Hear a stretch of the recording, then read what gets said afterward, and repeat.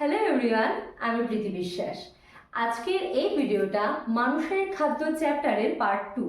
আমরা লাস্ট ভিডিওতে আলোচনা করেছিলাম যে খাদ্য কি, খাদ্যের পুষ্টি উপাদানগুলি কয় প্রকার এবং কি কি, এবং সুষম খাদ্য বলতে কি বোঝায়, এই সমস্ত কিছু। আমরা এই ভিডিওতে আলোচনা করব যে খাদ্যের যে পুষ্টি উপাদানগুলিকে প্রধান 6টি ভাগে ভাগ করা হয়েছে, যেমন শর্করা, প্রোটিন, ফ্যাট, ভিটামিন, খনিজ মৌল এবং জল। এই 6টা ভাগের মধ্যে শর্করা সম্পর্কে এই ভিডিওতে আলোচনা করা হবে। আচ্ছা, শর্করা সম্পর্কে জানার আগে যেটা আমাদের প্রথমেই জানতে হবে যে শর্করা কি, তাই তো? আচ্ছা, লিখি শর্করা কি। শর্করা কি? আচ্ছা, আমাদের জানতে হবে যে শর্করা হলো একটি জৈব যৌগ। আমরা আগে সংজ্ঞাটা লিখে নিই, তারপর এর সম্পর্কে আলোচনা করব। শর্করা হলো এক ধরনের জৈব যৌগ। জৈব যৌগ যা কি কি দ্বারা গঠিত? কার্বন, হাইড্রোজেন এবং অক্সিজেন দ্বারা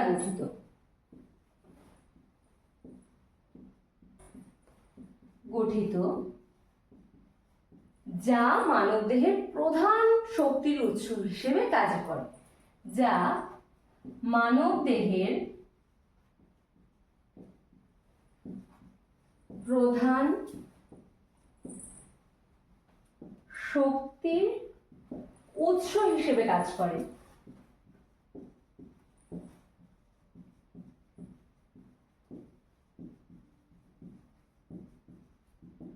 বোঝা গেল? তাহলে শর্করা কি? শর্করা হলো এক ধরনের জৈব যৌগ। আচ্ছা, এবার আমরা আলোচনা করি যে জৈব যৌগ কেন বলা হচ্ছে, জৈব কথার অর্থ কি এবং যৌগই বা কেন বলা হচ্ছে।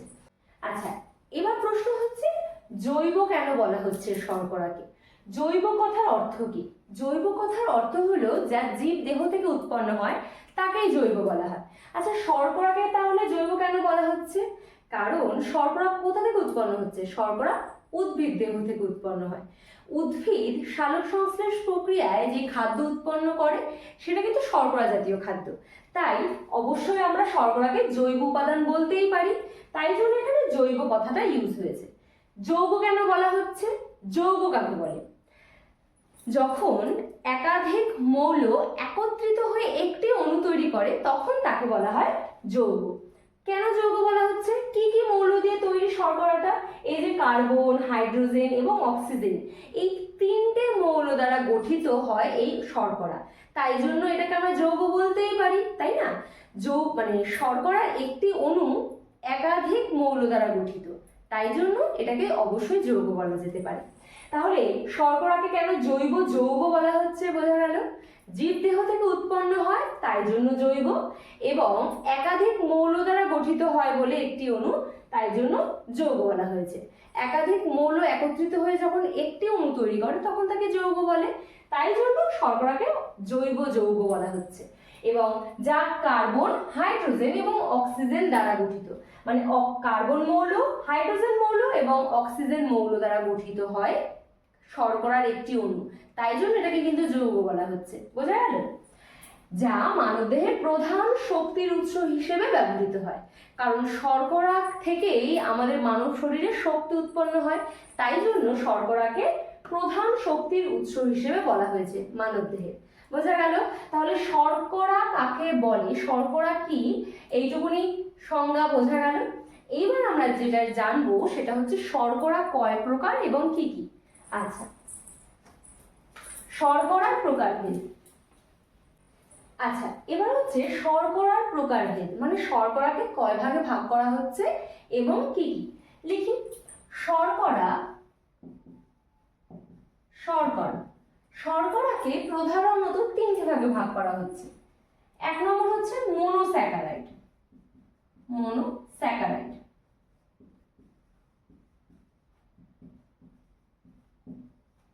2 নম্বর কি?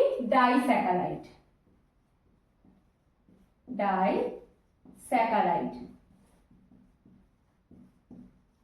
থার্ড হচ্ছে পলিস্যাকারাইড।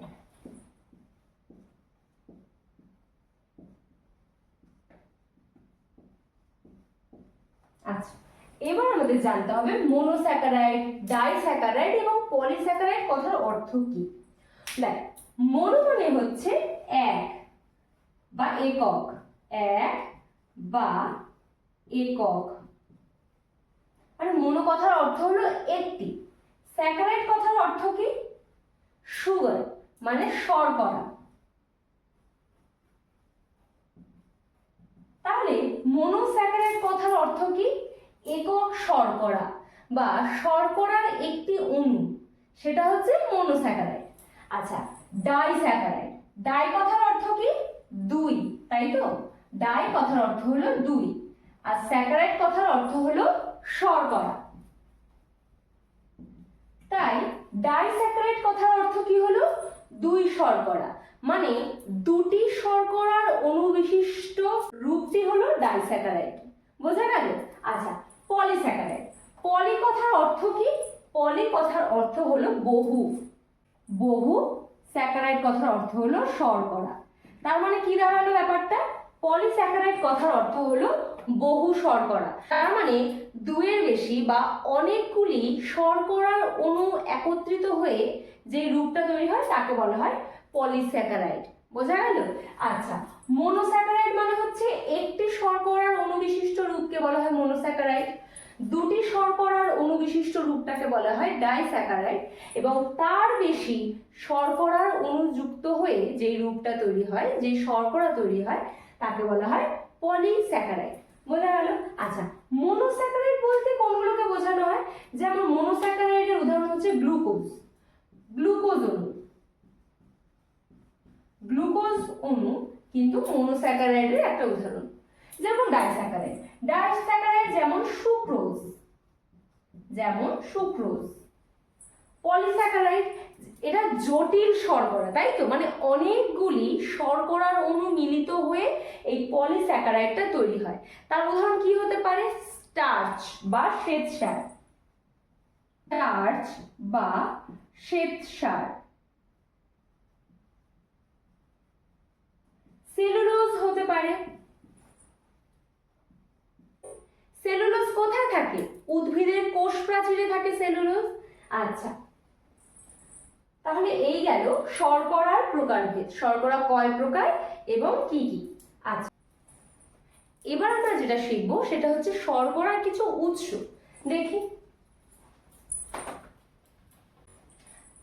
আচ্ছা, এবার আমরা যেটা জানবো শর্করার উৎস সম্পর্কে। লিখি, শর্করার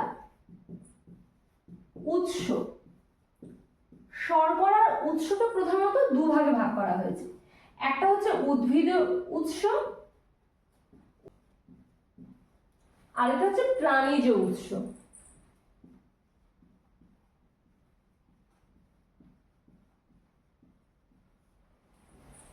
ঠিক আছে, এবার উদ্ভিজ উৎসের মধ্যে কি কি পড়ছে?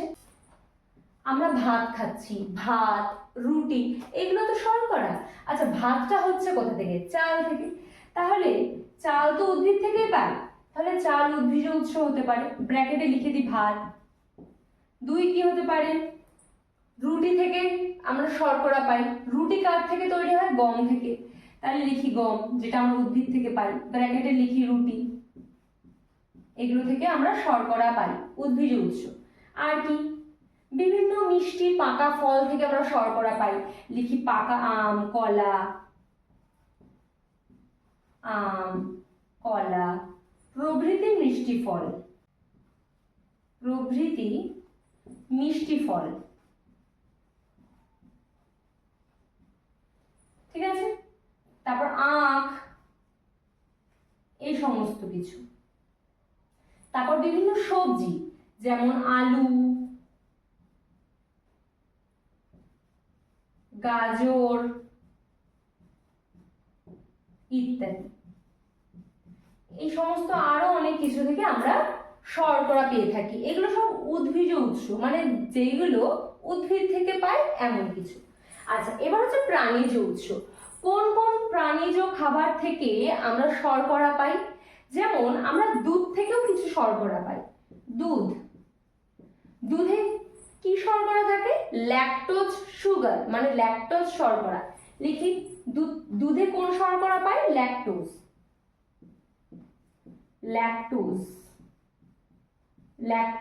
শর্করা দুধ থেকে পাই। সেটা অবশ্যই প্রাণীজ উৎস, গরুর দুধ, তাই তো? 2। আর কি হতে পারে? মধু আমরা মৌমাছি থেকে পাই, তাই তো? মধুতে কি শর্করা থাকে? ফ্রুক্টোজ।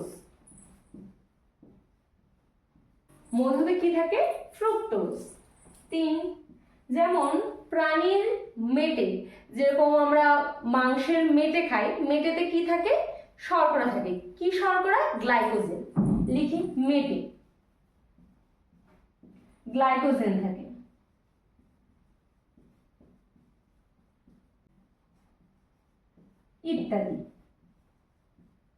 ইত্যাদি এসব শর্করার প্রাণীজ উৎস। বোঝা গেল? তাহলে কি কি খাদ্যবস্তু থেকে আমরা শর্করা পাই একটা ছোটখাটো আইডিয়া পাওয়া গেল। আচ্ছা, এই অবধি হলো শর্করার উৎসের আলোচনা। এবার আমরা যেটা জানবো, যেটা শর্করার কাজ কি, আমাদের প্রাণী দেহে শর্করার কাজ কি। আচ্ছা, এবার আমরা যেটা জানবো যে শর্করার কাজ কি কি, আমাদের মানব দেহে শর্করার কি কি কাজ। আচ্ছা, 1 নম্বর কাজ হচ্ছে, প্রথম কাজ যেটা শর্করা আমাদের জন্য করে সেটা হচ্ছে শক্তির উৎস হিসেবে কাজ করে। শক্তির উৎস। শর্করাই হচ্ছে আমাদের শরীরের, মানব শরীরের প্রধান শক্তির উৎস। কারণ শর্করাকে ভেঙেই আমাদের শরীর আমাদের শক্তি উৎপন্ন করে। তাই অবশ্যই শর্করার প্রধান কাজ হচ্ছে শক্তির উৎস হিসেবে কাজ করা। 2 নম্বর কাজ কি? শক্তির সঞ্চয়। শক্তির সঞ্চয়। শক্তির সঞ্চয় কেন বলা হচ্ছে? আচ্ছা, আমরা কোনো হাই সুগার কোনো খাবার খেলাম, মানে এমন কিছু খাবার খেলাম যেখানে শর্করার পরিমাণ অনেক বেশি, মানে উচ্চ শর্করাযুক্ত আমরা কিছু খাবার খেলাম। এবার পুরো শর্করাটা আমাদের শরীরে প্রয়োজন নেই, কিন্তু শর্করা জাতীয় খাবারটা তো আমি খেয়ে নিলাম। এবার যতটা আমার শরীরে শক্তির দরকার বা যতটা আমার শরীরে শর্করার দরকার ছিল, আমার শরীর সেটাকে ব্যবহার করে ফেললো। এবার তারপরও আরো কিছু শর্করা আমার শরীরে রয়ে গেল, অতটা ব্যবহার হয়নি। এবার ওটা কি হবে? ওইটা আমার শরীর কি করে? ওই সুগারটাকে সঞ্চয় করে রেখে দেয়। তাহলে ওই সঞ্চয় করে রেখে দিলাম, পরবর্তীকালে যখন আমার সেই শক্তির প্রয়োজন হবে শরীরে, আমার শরীর সেই সঞ্চিত শর্করাটাকে ভেঙে আবার শক্তি উৎপন্ন করবে। এই জন্য বলা হয় যে শর্করা শক্তির সঞ্চয়ও করে। কারণ শর্করা আমাদের শরীরে, মানে আমাদের মানব শরীরে গ্লাইকোজেন রূপে সঞ্চিত হয়। শর্করা জাতীয় খাবার খেলাম, যেটা আমাদের কাজে লাগলো না, যে শর্করাটা, সেটা আমাদের শরীরে গ্লাইকোজেন রূপে সঞ্চিত হয়ে থাকে। পরবর্তীকালে যখন কাজে লাগবে আবার ওই শর্করা ভেঙে, মানে গ্লাইকোজেনটা আবার গ্লুকোজে আসবে, ওটা ভেঙে আবার শক্তি উৎপন্ন হবে। বোঝা গেল? এই জন্য শর্করার আরেকটা কাজ শক্তির সঞ্চয়ও বলা যেতে পারে। আচ্ছা, 3 নম্বর, প্রোটিন সংরক্ষণ। কি করে প্রোটিন সংরক্ষণ করে দেখি। প্রোটিন সংরক্ষণ। শর্করা আমাদের শরীরে প্রোটিন সংরক্ষণ করে। কি করে? আচ্ছা, যখন আমাদের শরীরে শক্তির প্রয়োজন হয় তখন আমাদের শরীরের ফার্স্ট চয়েস কিন্তু শর্করা। মানে আমার শরীরে যখন শক্তির প্রয়োজন হয়, আমার শরীর প্রথমে শর্করাকে ভেঙে শক্তি উৎপন্ন করে, নাকি প্রোটিন বা ফ্যাটকে। করে না তা নয়, যদি আমার শরীরে শর্করার অভাব হয় বা শর্করার পরিমাণ কম থাকে বা শর্করার পরিমাণ যদি লো হয়, তখন আমার শরীর প্রোটিনকে বেছে নেয়, প্রোটিন ভেঙে শক্তি উৎপন্ন করবে। কিন্তু যদি আমার শরীরে যথেষ্ট পরিমাণ যদি শর্করা থাকে, আমার শরীর কিন্তু প্রোটিনকে বেছে নেবে না শক্তি উৎপন্ন করার জন্য। আমাদের শরীরের ফার্স্ট চয়েস গ্লুকোজ, মানে শর্করা, শক্তি উৎপন্ন করার জন্য। তাই আমাদের শরীরে যদি পর্যাপ্ত পরিমাণে যদি শর্করা থাকে, আমাদের শরীর কখনো প্রোটিন ভেঙে শক্তি উৎপন্ন করবে না। তাই জন্য কি থাকে প্রোটিন সহজে আমাদের শরীর কিন্তু ভাঙবে না, তাহলে প্রোটিনটা বেঁচে যাচ্ছে। প্রোটিনের সংরক্ষণ হচ্ছে এইভাবে, বোঝা গেল? তাহলে এইভাবে শর্করা আমাদের প্রোটিনকেও সংরক্ষণ করছে শরীরে। আচ্ছা, এইগুলো হচ্ছে শর্করার প্রধান কাজ।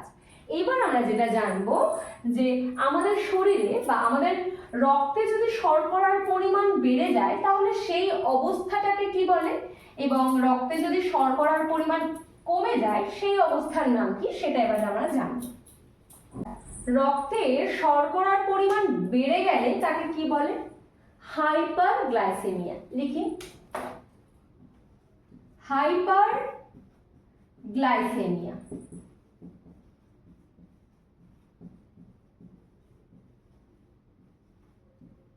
আর রক্তে শর্করার পরিমাণ কমে গেলে তাকে বলা হয় হাইপোগ্লাইসেমিয়া। লিখি,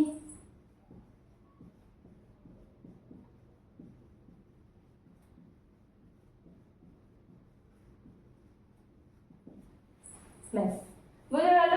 তাহলে রক্তে যদি আমাদের শর্করার পরিমাণ বেড়ে যায় তাহলে তাকে কি বলবো? হাইপারগ্লাইসেমিয়া। আর রক্তে শর্করার পরিমাণ কমে গেলে তাকে বলা হয় হাইপোগ্লাইসেমিয়া। বোঝা গেল? তাহলে আজকের ক্লাসটা আমাদের এই পর্যন্ত। পরের ক্লাসে আমরা আরো ডিটেলে আলোচনা করব প্রোটিন সম্পর্কে।